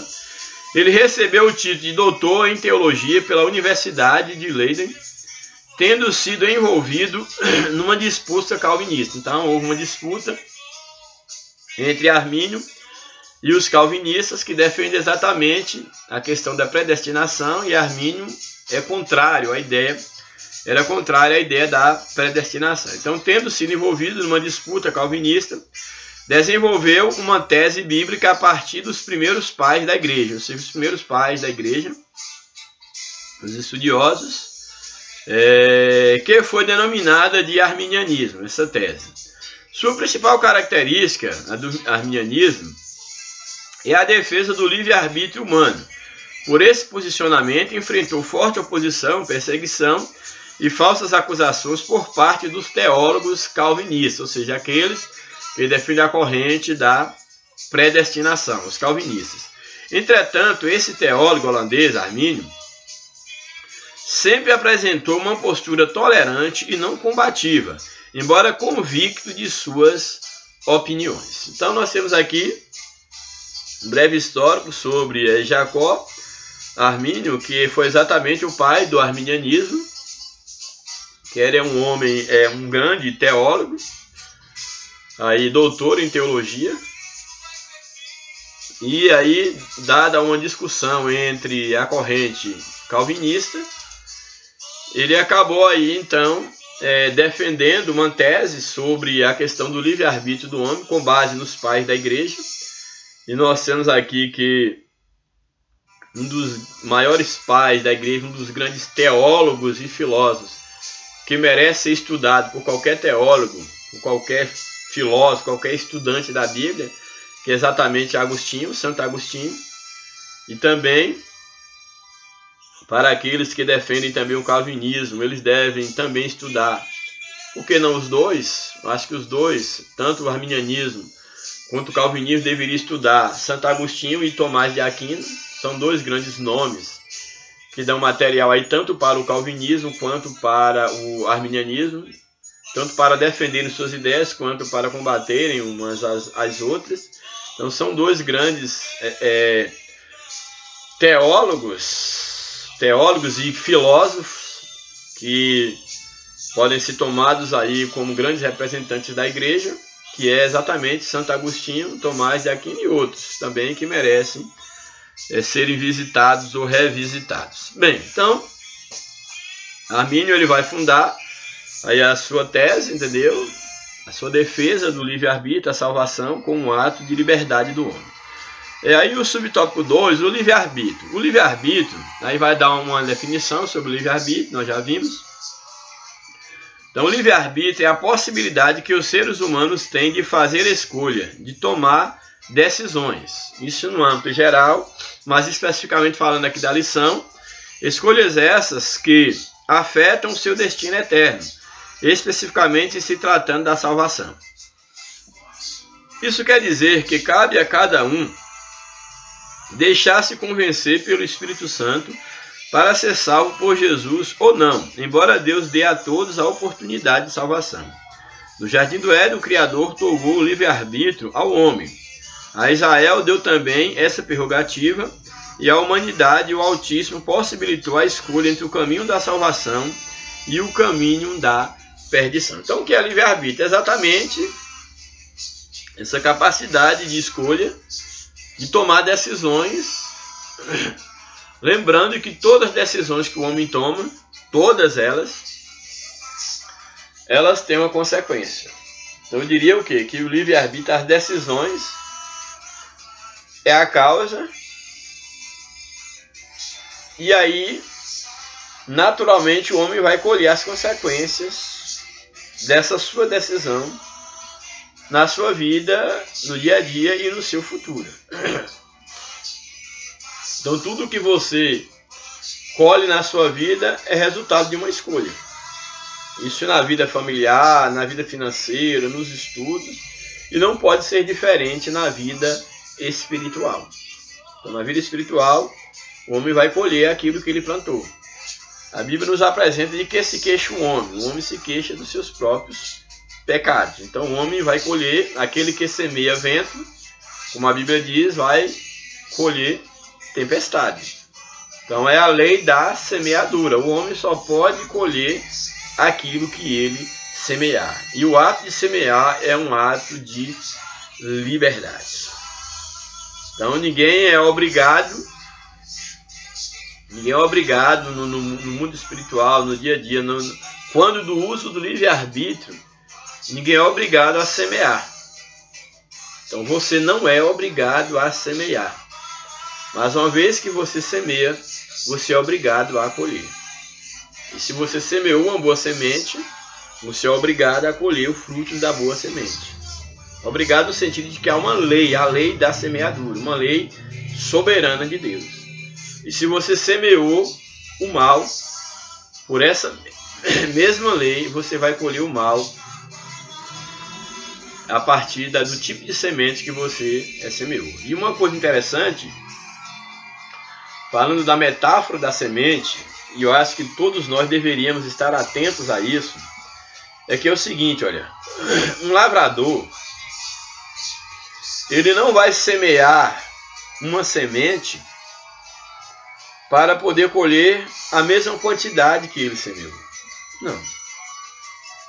Ele lança uma semente para colher 100 vezes mais, milhares de vezes mais do que ele semeou. Por exemplo, se você semeia, se você planta 1 grão de milho, você não faz isso na esperança de colher o mesmo grão. Você semeia 1 grão de milho para que esse grão ele produza um pé de milho e esse pé produza o máximo de espiga possível. Então um pé de milho ele pode produzir, por exemplo, uma espiga, mas pode produzir 3, 4, 5 espigas. E cada espiga de milho terá dezenas ou até centenas de grãos de milho. Mas tudo isso foi resultado de um único grão de milho. Você já parou para pensar nisso? Que tudo que nós fazemos nessa vida, todas as nossas decisões, todas as nossas escolhas, são sementes que nós estamos lançando no uso do nosso livre-arbítrio. E que essas sementes, elas podem produzir milhares de outras sementes. Você parou para pensar nisso?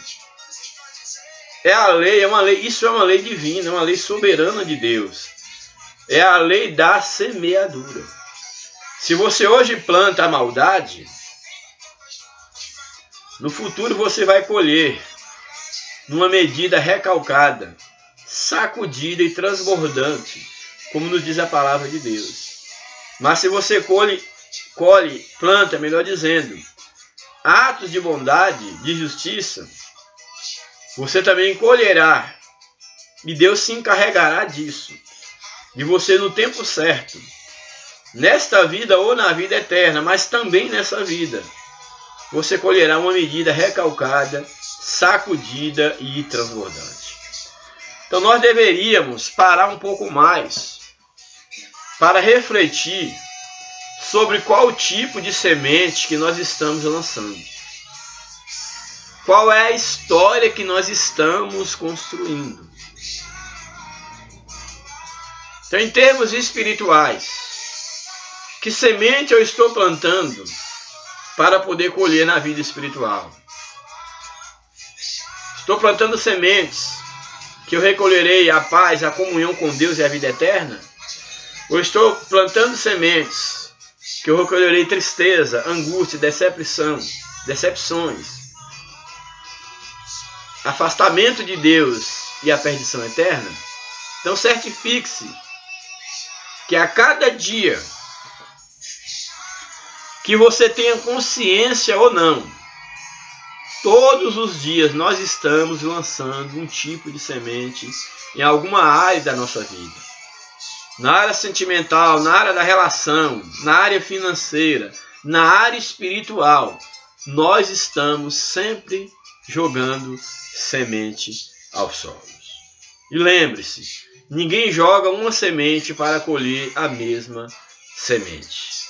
A Bíblia diz que com a medida que nós medirmos, nós seremos medidos. Porém, nessa medição final, a Bíblia diz que a medida ela será recalcada. Ela será transbordante. Por quê? Porque ninguém planta uma semente para colher apenas uma semente. Louvado seja o nome de Jesus para sempre. Então aqui, voltando ao texto, em se tratando do livre-arbítrio, Deus deu ao homem a prerrogativa de poder escolher ou não. Escolher o caminho da salvação, plantar sementes de salvação ou plantar sementes de perdição. Isto é livre-arbítrio. Terceiro subtópico desse tópico 2. O livre-arbítrio na Bíblia, que vai estar retomando parte do que já falei. Deus nos criou a sua imagem e semelhança. Deus nos criou a sua imagem e semelhança. Logo, por ele ser naturalmente livre, também seus filhos possuem a faculdade de escolherem livremente. Muito interessante isso aqui. Por isso o Criador sempre incentivou a nação a escolher o caminho da vida. Isso é muito interessante, eu vou estar lendo esse texto. Assim, segundo as Escrituras, se em Adão todos são predestinados para a perdição, porque em Adão todos os pecados estão predestinados nesse sentido, os destinados para a perdição, em Cristo, aqueles que vêm para Cristo, são destinados, predestinados, uma vez que veio para Cristo, para a salvação. Porque assim como aí, 1 Coríntios 15, 22, nos diz o seguinte: porque assim como todos morreram em Adão todos morreram, assim também todos serão vivificados em Cristo. Louvado seja o nome de Jesus. Pois se com a tua boca confessares ao Senhor Jesus, e não é só com a boca, e com o teu coração credes que Deus o ressuscitou dos mortos, serás salvo. Estou mostrando que a salvação é condicionada ao ato de confessar, o ato de crer, de aceitar a Cristo no coração. Mas chama a atenção aqui para dois momentos dessa leitura desse tópico, quando fala sobre o livre-arbítrio na Bíblia, que Deus nos criou a sua imagem e semelhança. E aí, aqui o comentarista ele coloca logo, chega à conclusão que se Deus é livre, naturalmente também nós temos a faculdade da liberdade. Aqui uma espécie de um silogismo. Ou seja, como seria esse silogismo? Mais ou menos poderíamos dizer assim, por exemplo, olha, Deus é livre. Então, essa primícia aqui maior. Deus é livre. Somos imagem de Deus. Se Deus é livre, silogismo maior, aqui a primícia maior, Deus é livre. Nós somos feitos à imagem de Deus, logo somos livres em Deus. Se Deus é livre e nós somos feitos à imagem de Deus, conclui-se, entendeu? Deus é livre, primícia maior. Somos a imagem de Deus, primícia maior. Conclusão, logo somos livres em Deus. Um silogismo interessante. Bem, então nós temos então aí que, uma vez que fomos feitos à imagem e semelhança de Deus, e Deus ele é livre, nós também temos a faculdade da liberdade. Agora é interessante que no outro momento aqui, o comentarista coloca para nós: por isso o Criador sempre incentivou a nação de Israel a escolher o caminho da vida. Vamos para Deuteronômio, que é bem interessante esse texto, que Deus faz o homem livre, ele é soberano, mas deu livre-arbítrio ao homem, e Deus sugere, sem determinar a escolha do homem. Deuteronômio 30, versículo de número 19 e 20. Deuteronômio 30, verso 19 e verso 20. Vamos ver o que nos diz aqui, olha. Os céus e a terra tomo hoje por testemunhas contra ti. Isso Deus falando através dos seus servos. Os céus e a terra tomo hoje por testemunha contra ti, que tenham posto ou proposto. Deus propôs. A ideia de propor é para que haja uma escolha. Que tenham proposto a vida e a morte. Os dois lados. A bênção e a maldição. Escolha, pois, aqui Deus sugerindo a nação de Israel, aqui dando a sua lei, por intermédio do seu servo aqui Moisés, Deus dando a sua lei. E aí ele vai e diz, olha, então eu vou reler. Os céus e a terra tomam hoje por testemunha contra ti, que tenham posto a vida e a morte, a bênção e a maldição. Escolha, pois, a vida, e a sugestão de Deus, Deus sugere, escolha, pois, a vida para que vivas tu e a tua semente. Olha que interessante. Deus não está determinando, mas está sugerindo. Escolha, pois, a vida para que vivas tu e a tua semente, amando ao Senhor teu Deus, dando ouvidos à sua voz e te achegando a Ele, pois Ele é a tua vida e a longura dos teus dias, para que fiques na terra que o Senhor jurou aos teus pais, Abraão, a Isaque e a Jacó, que lhes havia de dar. Olha que texto interessante. Deus fala com o povo de Israel e diz para eles que está diante, que toma os céus e a terra como testemunha daquele momento, que havia sido colocado diante deles a vida e a morte, a bênção e a maldição. E Deus então sugere ao homem, é como se ele disse, olha, se eu estivesse no lugar de vocês, eu escolheria a vida, que disso depende o futuro de vocês. Porém, a decisão é sua. Então, isso é um texto que deixa claro que Deus deu ao homem o livre-arbítrio, já desde o princípio, já desde a chamada da nação de Israel, que compete ao homem escolher ou não fazer a vontade de Deus, obedecer, honrar a Deus e a sua palavra. Bem, aí dando aí sequência, nós vamos então para o último tópico da lição, finalmente. O tópico número 3 nos apresenta eleição divina e livre arbítrio. A eleição divina, aí é o primeiro subtópico. A eleição é uma escolha soberana de Deus. É Deus quem escolhe? Sim. Só que essa escolha da eleição, lembra que nós falamos que todo aquele que estiver em Cristo será escolhido, é eleito. Então, nesse aspecto aqui, é bom que a gente entenda a eleição divina. A eleição é uma escolha soberana de Deus, que tem como objetivo de seu amor todos os seres humanos. Então, o objetivo do amor de Deus é todos os seres humanos. Não é uma obra que leva em conta o mérito humano. Então, Deus não escolhe o homem pelos seus méritos. Deus escolhe o homem pelos méritos de Cristo.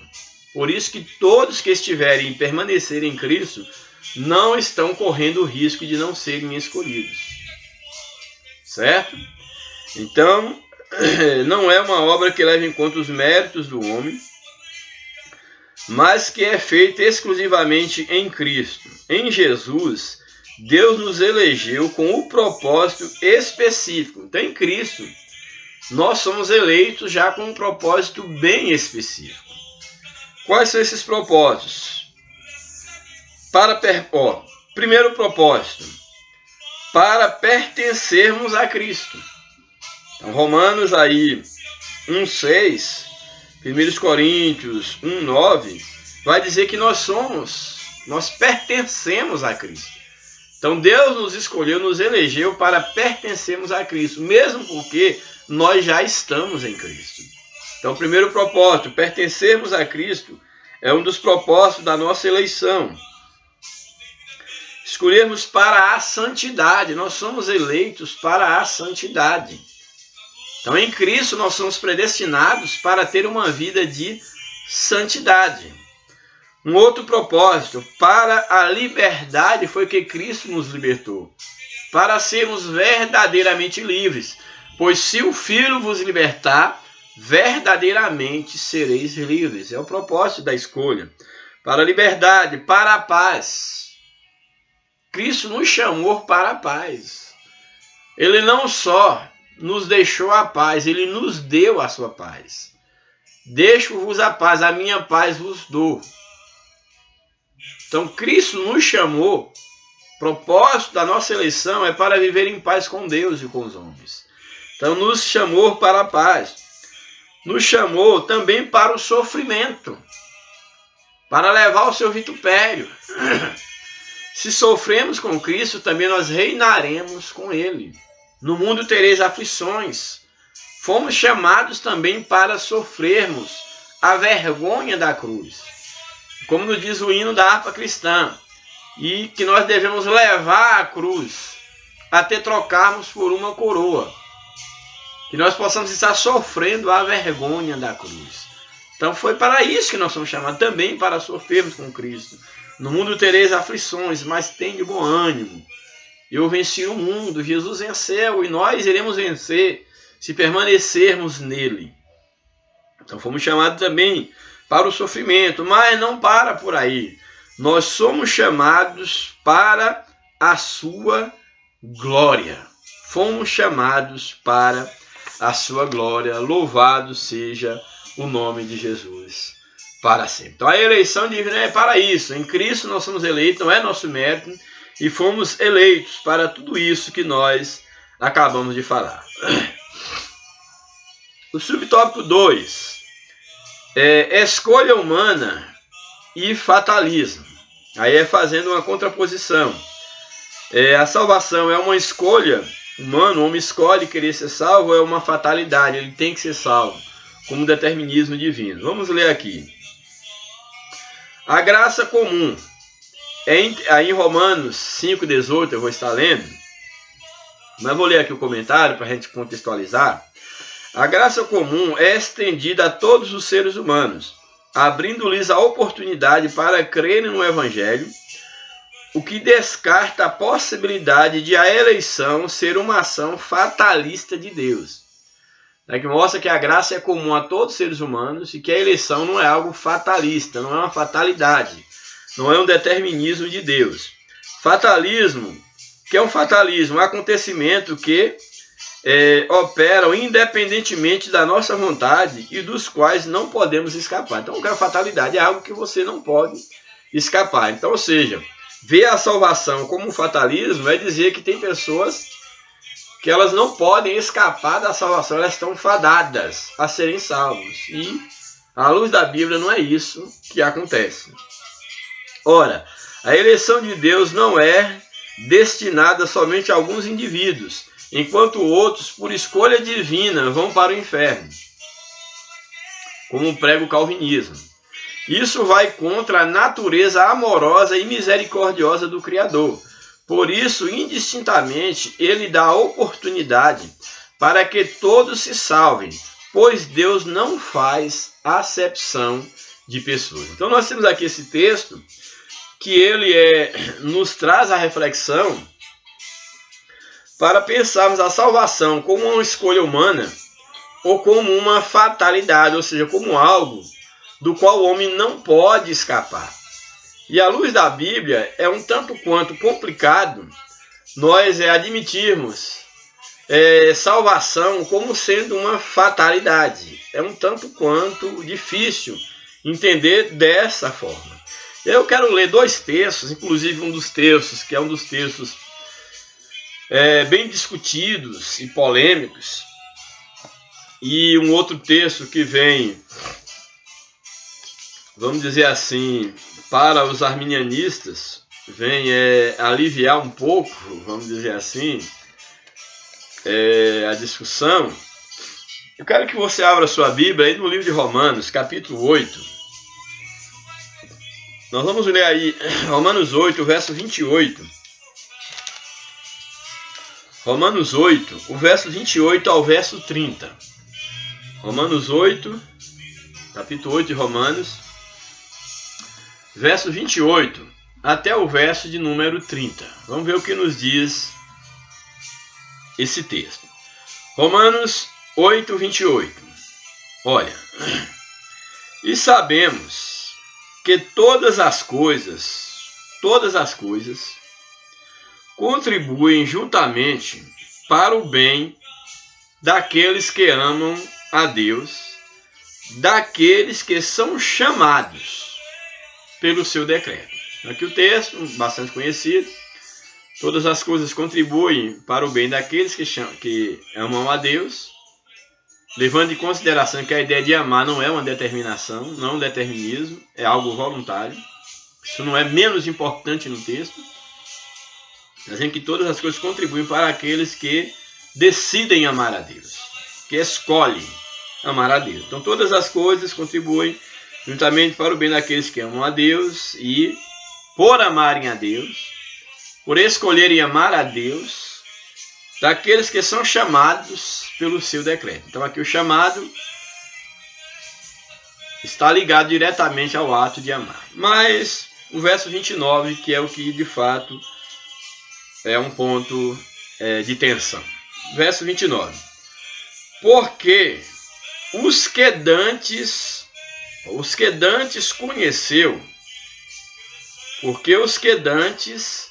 conheceu, também os predestinou para serem conforme a imagem de seu filho, a fim de que ele seja o primogênito entre muitos irmãos.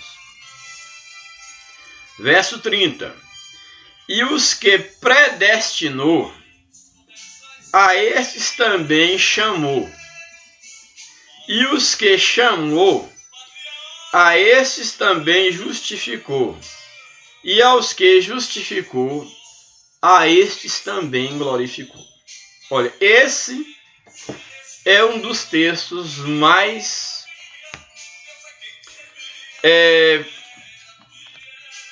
difíceis, polêmicos, ou que merece uma atenção bem acurada. Olha, no verso de número 28, nós falamos daqueles que amam a Deus e que todas as coisas contribuem para o seu bem. E ressaltamos a ideia do amar a Deus como um ato de liberdade. Aqui no verso 29, nós temos aqui uma gradação de fatos. E eu quero chamar a sua atenção, entre o verso 29 até o 30, uma ligação direta entre os versos, para nós enumerarmos esses elementos da gradação. Então vamos lá. Número 1. Vou numerar na minha Bíblia. Se você tiver o hábito de fazer isso na sua Bíblia, faça. Se não, numere um papel à parte. Bem, porque aos que dantes conheceu. Então temos aqui primeiro o ato de conhecer. Aos que dantes conheceu, os predestinou. Então aqui número 2, conheceu em primeiro lugar. Segundo lugar, predestinou para serem, qual a finalidade da predestinação? Para serem conforme a imagem do seu filho no caso Jesus, que é o primogênito de muitos. Bem, então primeiro conheceu, predestinou para ser igual a Cristo. Aí vem o verso 30. E aos que predestinou, que foi o segundo momento, a esses também os chamou. Então, terceiro momento, primeiro, conheceu. Segundo, predestinou. Terceiro, chamou. E aos que chamou, a esses também justificou. Quarto, justificou. Quarto lugar. E aos que justificou, a esses também glorificou em quinto lugar. Olha que texto maravilhoso. Aqui nos fala sobre a salvação. Está mostrando aqui 5 passos, 5 estágios, de forma gradativa para a salvação. Primeiro está apresentando o ato de conhecer, porque os que dantes conheceu. Então, primeiro veio conhecer, depois predestinar, depois vem, terceiro, chamar, conheceu, predestinou, chamou, depois vem quarto, justificou, e em quinto, por último, glorificou. Vamos analisar cada elemento no seu lugar. É claro, não temos espaço aqui para fazer isso, mesmo porque a minha garganta já está um tanto quanto ruim. E também o próprio vídeo aqui, ele não suporta uma gravação mais extensa. Mas vamos analisar esses textos aqui. Primeiro momento, nós temos que, porque os que dantes conheceu. Ou seja, a ideia de conhecer fala exatamente da presciência de Deus. Deus, ele conhece o homem. Deus, ele conhece os seus. Agora, esse texto aqui, que infelizmente, na maioria das vezes, quando se discute esse texto, só se chama a atenção para a ideia do predestinar, a ideia do chamar e a ideia aí subsequente do justificar e do glorificar. Porém, não se leva em consideração, e esse texto geralmente é usado, no caso pelos calvinistas, para defender a predestinação, só que não leva em consideração o primeiro passo que nos foi apresentado, que é o ato de conhecer, que fala exatamente da presciência. Então o texto ele está dizendo aqui, ou pelo menos eu creio dessa forma, que a predestinação aqui apresentada, ela está condicionada ao ato de conhecer. Então, à luz desse texto aqui, que é o coração daqueles que defendem a predestinação, à luz desse texto, a predestinação está condicionada a um ato anterior, que é o ato de conhecer. E o ato aqui de conhecer, segundo o que eu penso, é que conhecer fala da presciência. E quando diz o texto, porque aos que dantes conheceu, é que Deus de antemão conheceu e conhece aqueles que responderiam ou respondem de uma forma positiva ou negativa ao seu chamado para a salvação. Então Deus conhece de antemão, na sua presciência, aqueles que responderão positiva ou negativamente ao seu chamado para a salvação. Já que esse texto está falando dentro dessa aplicação no sentido da esperança da salvação. Então a gente não pode queimar essa primeira etapa dessa enumeração de elementos, quando o texto nos apresenta, em primeiro lugar, o ato de conhecer. Deus conhece o fim desde o começo. Aqueles que foram predestinados, o foram, porque primeiro eles foram conhecidos. Então, tomando a predestinação dentro desse âmbito aqui, nós não podemos ver predestinação nesse texto aqui da Bíblia, não podemos ver predestinação como sendo um determinismo primário que não respeita nenhuma condição que foi ali estabelecido por Deus para ser cumprido no capricho. Porque quando o texto nos apresenta o ato de conhecer, é exatamente que Deus conhece o homem. Deus conhece o que cada ser humano fará da sua liberdade. Eu creio dessa forma. Que Deus, por conhecer o que cada ser humano fará dessa sua faculdade, a partir desse conhecimento prévio do que o homem fará mesmo antes de ter feito, e aí eu aponto para o sentido do responder ao chamado para a salvação. Então Deus, por conhecer aqueles que dirão sim e aqueles que dirão não, aí nesse aspecto é que eu percebo o segundo momento do texto, que é a predestinação. Então, uma vez que Deus, na sua presciência, ele conhece o que o homem fará com o chamado para a salvação, aí nesse aspecto entra o segundo ponto do texto, que é a predestinação. Ou seja, aqueles que Deus escolheu, ou melhor, que Deus conheceu, e que responderam positivamente à salvação, esses agora então são predestinados. Mas não porque houve uma determinação. E por que predestinado? Porque a salvação está no futuro. O destino é o futuro. Então, antes de chegar ao destino, ele já tem um pré. Deus previamente, na sua presciência, já conhece o seu destino previamente. Então é nesse aspecto que eu entendo predestinação nesse texto. Primeiro, Deus conheceu, nesse aspecto aqui, conheceu o que o homem faria do chamado, e no caso, aqueles que responderam positivamente, esses foram predestinados a partir dessa escolha, ou seja, desse ato de ter, ou melhor, desse ato de conhecimento, de Deus ter conhecido previamente. Então, aos que conheceu, Deus predestinou. Predestinou para quê?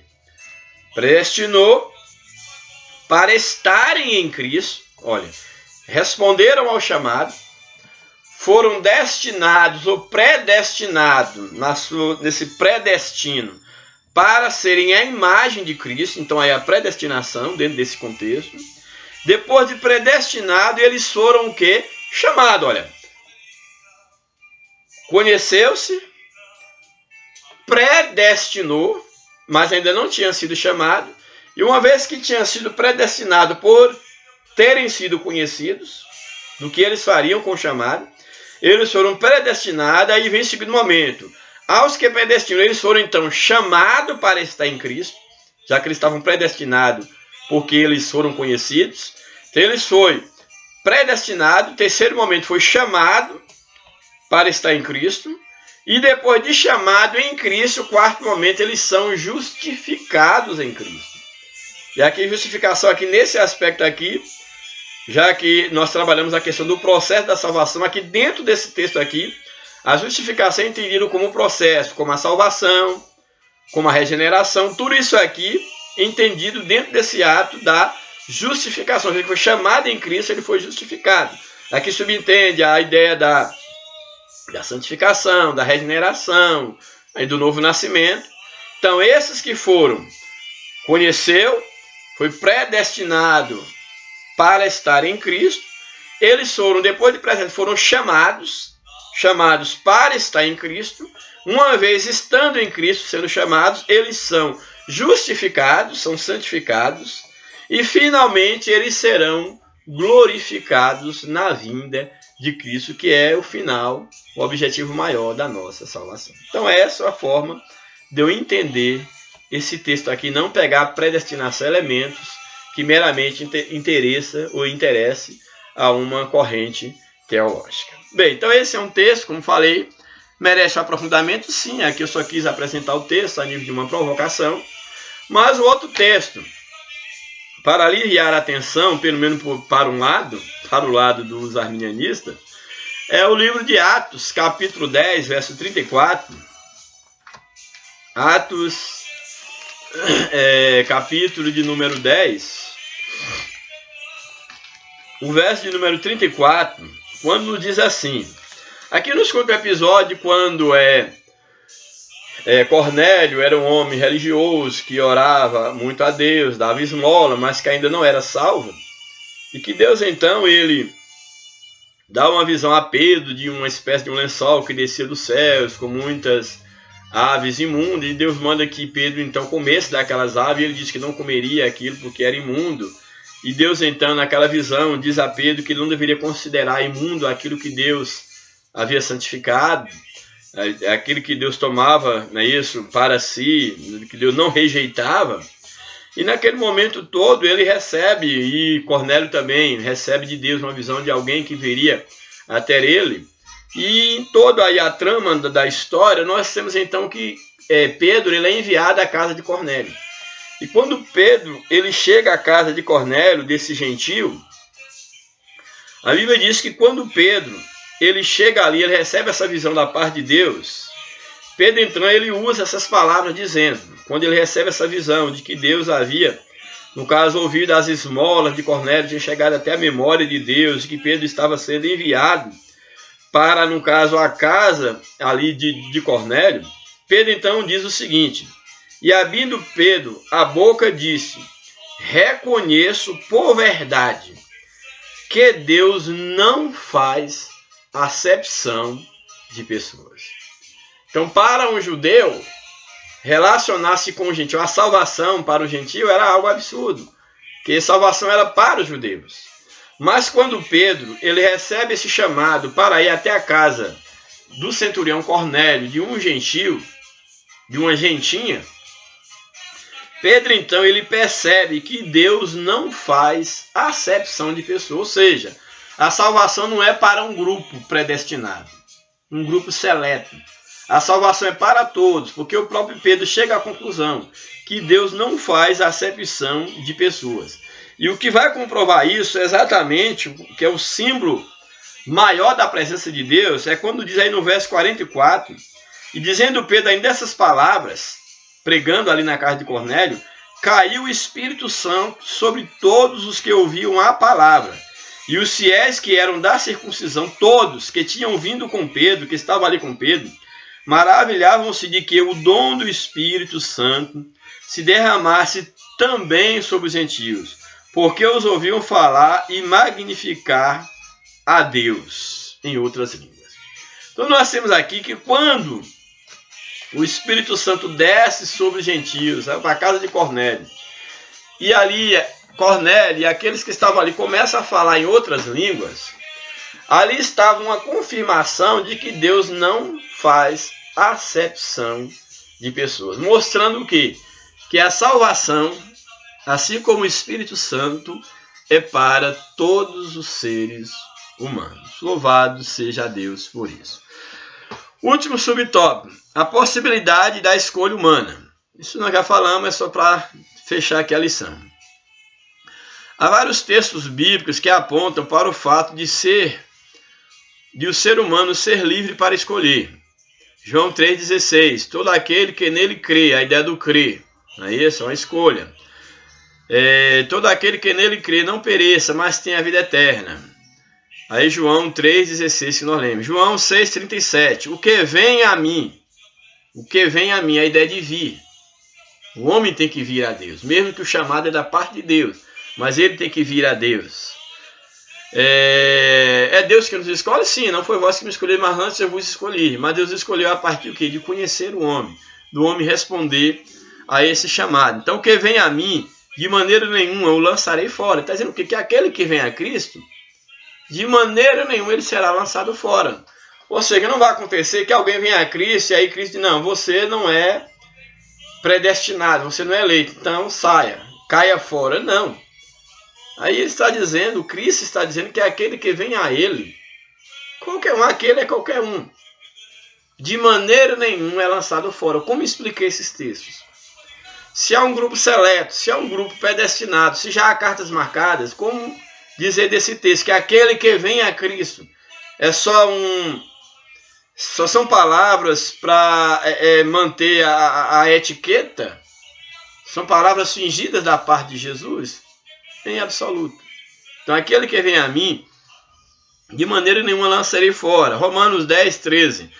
Todo aquele que invocar o nome do Senhor será salvo. Todo que invocar, que se voltar para Deus, será salvo. Uma das coisas mais belas da palavra de Deus é que, embora o Altíssimo seja soberano, ele não criou seus filhos como robôs, autômatos, milimetricamente controlados. Deus não nos fez controlados, robôs, para responder a comandos da parte de Deus.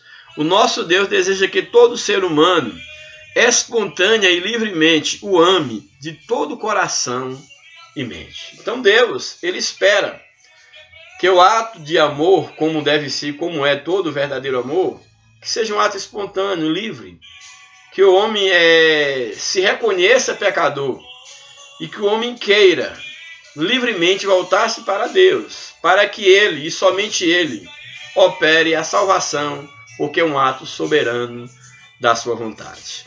Concluindo, o Evangelho é um presente oferecido a todas as pessoas, independentemente de méritos pessoais. Por isso o Senhor convida, vinde a mim, todos os que estáis cansados e oprimidos, e eu vos aliviarei. O convite é para todos.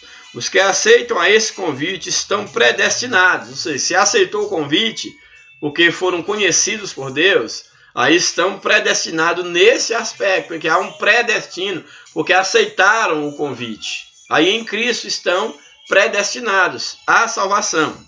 Então os que aceitam esse convite estão predestinados a serem conforme a imagem de seu Filho, Jesus Cristo, que nós já lemos.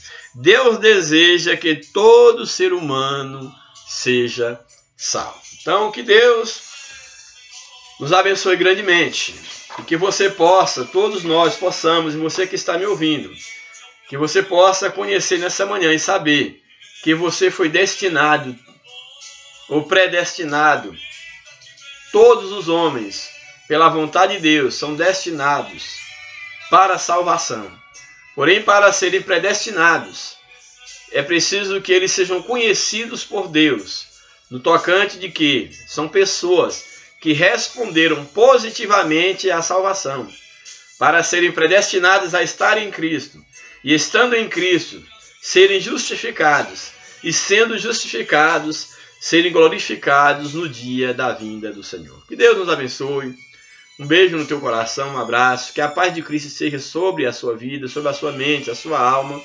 Que você tome para si a responsabilidade de viver como salvo e de levar outros a conhecer esse Deus maravilhoso que nós conhecemos. Um grande abraço, continue divulgando o nosso trabalho e que a bênção de Deus permaneça sobre sua vida. Em nome de Jesus. Amém. E até a próxima oportunidade. Amém.